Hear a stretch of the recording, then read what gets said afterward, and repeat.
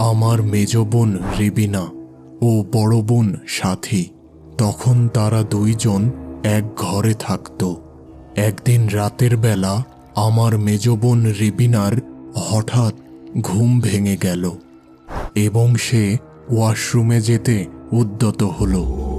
ওই সময় আমার বড় বোন সাথীও একটি টর্চ লাইট নিয়ে বাহির হলো। ওয়াশরুমটি ছিল আমাদের বাড়ি থেকে কিছুটা দূরে, আর এই সময়টা রাতের বেলা হওয়ায় দুই বোন একসাথে ঘর থেকে বাহির হলো। আমাদের বাড়ির পাশে ছিল একটা পুকুর। এই পুকুরটিকে গ্রামের মানুষজন এড়িয়ে চলত, আর তার নাম দিয়েছিল কানা পুকুর। অনেক মানুষ এই পুকুরে গোসল করার সময় মারা গিয়েছে, বিশেষ করে ছোট বাচ্চারা। আরও একটি ব্যাপার ছিল এই পুকুরের, এখানে কোনো সময়ই পানি থাকে না। কেবলমাত্র বর্ষাকালে এই পুকুরে পানি জমত, আর ওই সময়ই বিভিন্ন মানুষ মারা যেত। বর্ষা বাদে অন্য সময় এখানে পানির ব্যবস্থা করলেও এই পুকুরের পানি দ্রুত শুকিয়ে যেত, আর এই জন্যই এলাকার স্থানীয় মানুষজন এর নাম দিয়েছিল কানা পুকুর বা ছিদ্রযুক্ত পুকুর। এই পুকুরের পাশেই ছিল আসিফদের একটি আমের বাগান। আর এই ভুতুড়ে ঘটনা যখন ঘটে তখন ছিল গ্রীষ্মকাল। আম বাগান পরিপূর্ণ ছিল পাকা আমে।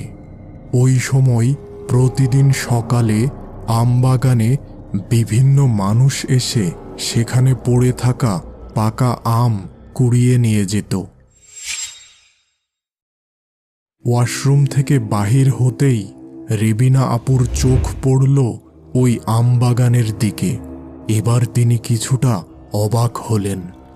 তার মনে হলো বাগানের মধ্যে কোনো এক মহিলা যেন আম কুড়াচ্ছে।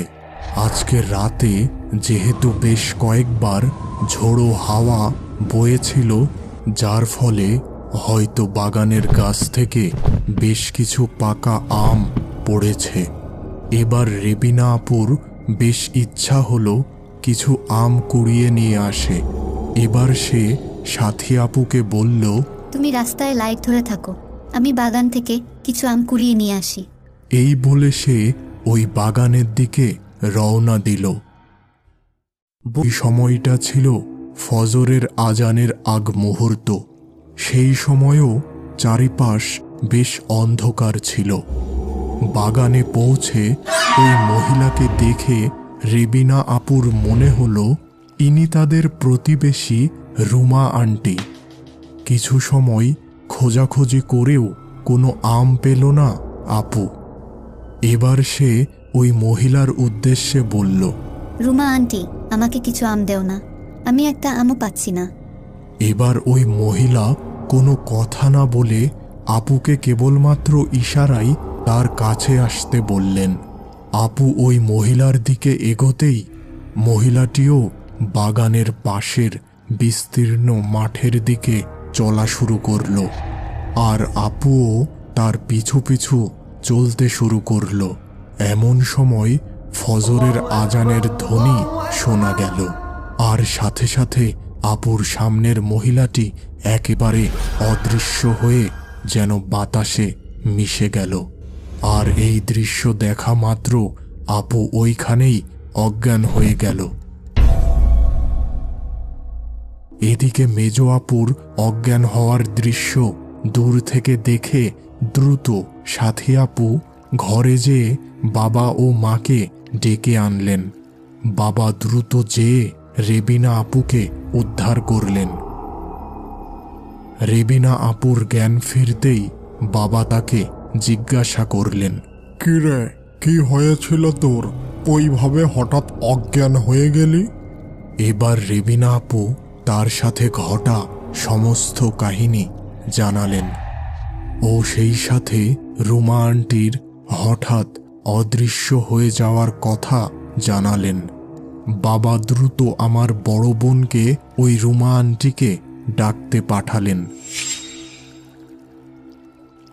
তিনি ঘরে আসতেই বাবা তাকে জিজ্ঞাসা করলেন, কি রে রুমা, তুই কি কিছু আগে আমাদের আমের বাগানে গিয়েছিলি আর সেখানে আমার মেয়েকে ভয় দেখিয়েছিস? আমি না, কখনই না। আর এই ভোর রাতে আমি কেন একা ওই বাগানে যাব? রুমা আন্টির কথা শুনে সকলে বেশ চিন্তিত হলো। আমার বাবা ব্যাপারটা কিছু বুঝতে পারলেন।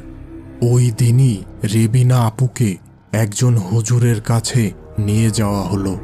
তিনি সব কিছু শুনে বললেন, ওই সময় ফজরের আজানের কারণে মেয়েটি আজকে বেঁচে গেছে।